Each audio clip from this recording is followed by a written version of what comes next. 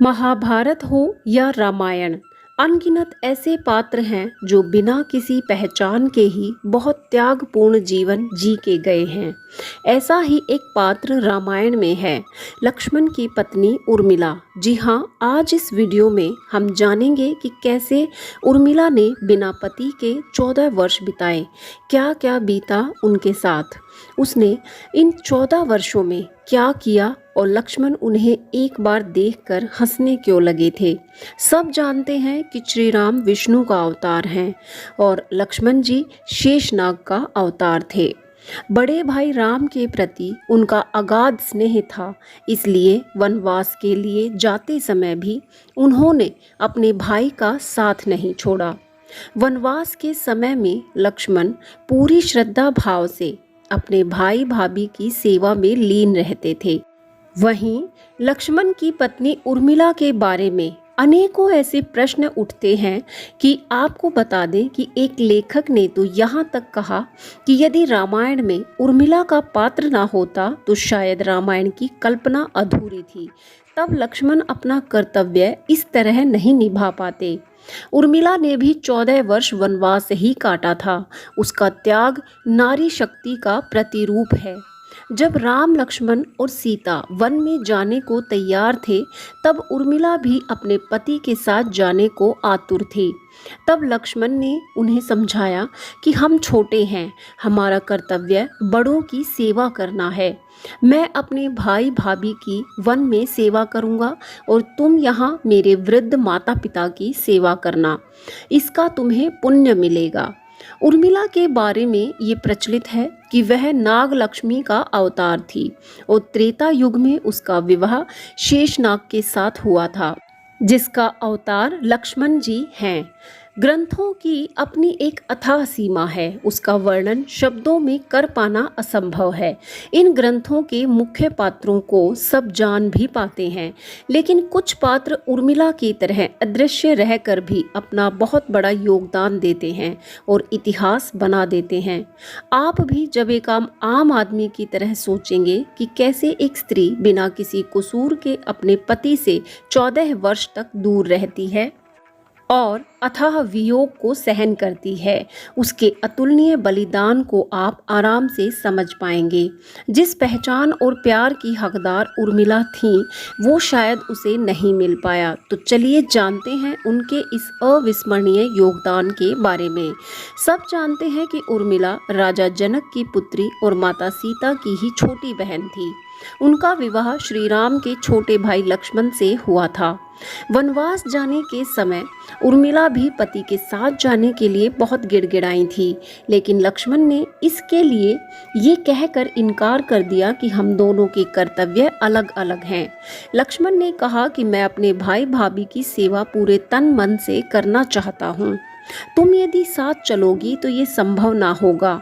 अपने माता पिता की सेवा के लिए कर्तव्य की दुहाई देकर लक्ष्मण ने उर्मिला को वहीं छोड़ दिया, क्योंकि उन्हें पता था कि श्री राम के जाने के बाद माता पिता और पूरा परिवार टूट जाएगा। इसलिए उर्मिला का वहां होना बहुत जरूरी था। इस तरह उर्मिला के नाजुक कंधों पर इतनी बड़ी जिम्मेदारी आ गई थी। नव दंपत्ति के वो सुनहरे पल जिसके लिए हर स्त्री इच्छा रखती है, वो उर्मिला के भाग्य में नहीं थे। उर्मिला का त्याग बहुत बड़ा है। वह अपने पति से एक नहीं, दो नहीं, पूरे 14 वर्ष तक दूर रही है। इससे बड़ा कोई समर्पण नहीं। ये उनके अखंड पतिव्रत को भी दर्शाता है। लेकिन आश्चर्य ये है कि उर्मिला के इस त्याग की चर्चा जितनी रामायण में होनी चाहिए थी, उतनी नहीं हुई और उर्मिला अपने पति को दिए वचन अनुसार रो भी नहीं सकती थी। जी हाँ, लक्ष्मण जी ने वनवास जाने से पहले उर्मिला से ये वचन लिया था कि वो कभी रोएगी नहीं, और ये वचन देते हुए उसने कहा था कि हाँ, मैं अपने कर्तव्यों का पालन करूंगी और कभी भी नहीं रोऊंगी। और यदि रोने में रहती तो बाकी सदस्यों को कौन संभालता। कितना कष्टकारी रहा होगा वो पल उर्मिला के लिए, अपने पति को जाते हुए देखना और एक आंसू भी नहीं बहा पाना। कहा जाता है कि श्री राम के वनवास जाने के बाद जब महाराज दशरथ की मृत्यु हो गई थी, तब भी उर्मिला नहीं रोई थी। क्योंकि वे वचन से बंधी हुई थी। उधर वन में अपने भाई भाभी की सेवा करते हुए लक्ष्मण जब रात को प्रहरी की भांति कुटिया के बाहर टहल रहे थे, तभी निंद्रा देवी ने उन्हें दर्शन दिए।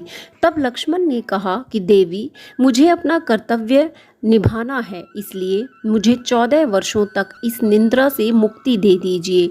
तब निंद्रा देवी ने लक्ष्मण की बात मान ली, लेकिन उन्होंने एक शर्त रखी कि तुम्हारी नींद को किसी न किसी को तो लेना ही पड़ेगा।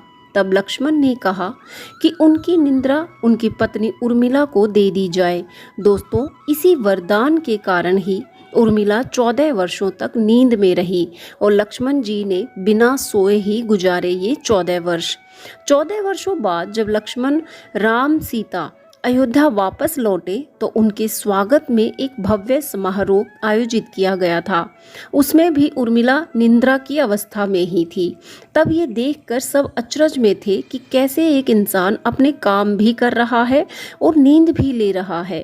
तब ये देखकर लक्ष्मण जी जोर जोर से हंसने लगे थे।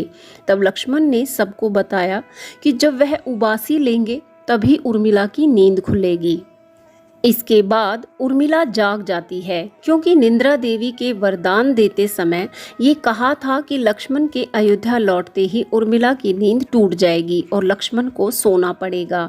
तब इसके बाद जो रस्में हुई उसमें लक्ष्मण सो रहे थे और उर्मिला ने एक बहू के सारे कर्तव्य निभाए थे। अब यह प्रश्न भी उठता है कि यदि 14 वर्ष उर्मिला नींद में थी तो उसने अपने सारे कर्तव्य कैसे निभाए जिसके लिए लक्ष्मण उन्हें छोड़कर गए थे। इसका उत्तर भी बहुत विचित्र है। माता सीता ने एक बार अपनी बहन उर्मिला को ये वरदान दिया था कि वह एक साथ 3 काम कर पाएगी। इसी वरदान की सहायता से उर्मिला ने अपने सारे कर्तव्य भी निभाए और नींद में भी रही। उर्मिला और लक्ष्मण के अंगद और चंद्रकेतु नाम के 2 पुत्र हुए और एक पुत्री भी हुई। अंगद ने अंगदीयपुरी और चंद्रकेतु ने चंद्रकांतापुरी की स्थापना की थी। उर्मिला के त्याग को नज़रअंदाज नहीं किया जा सकता, क्योंकि उनके त्याग के कारण ही लक्ष्मण की विजय हुई। आज की नारी को उर्मिला से कुछ सीख लेनी चाहिए। चुपचाप अपने कर्तव्य को पूरा किया, अपने पति का मान बढ़ाया, अपने परिवारजनों की सेवा की और एक मिसाल पेश की। सच में रामायण में उर्मिला का पात्र सबसे ज्यादा सम्मान योग्य है, जिसने बिना किसी दोष के वियोग को सहन किया, बिना किसी स्वार्थ के अपने कर्तव्य निभाए।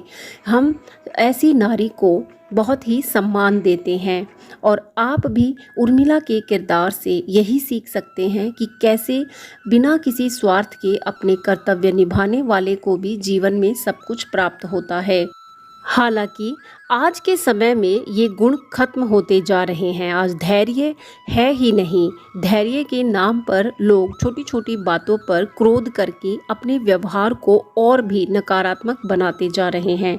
लेकिन इन पौराणिक पात्रों के द्वारा ही हम ये सीख सकते हैं कि उस समय जो जीवन था वो श्रेष्ठ था और उसी को हमें अपनाना चाहिए। अगर आपको ये वीडियो अच्छा लगा है तो वीडियो को लाइक शेयर जरूर कीजिएगा और चैनल को सब्सक्राइब कीजिए ऐसे ही ज्ञानवर्धक वीडियोस के लिए। धन्यवाद।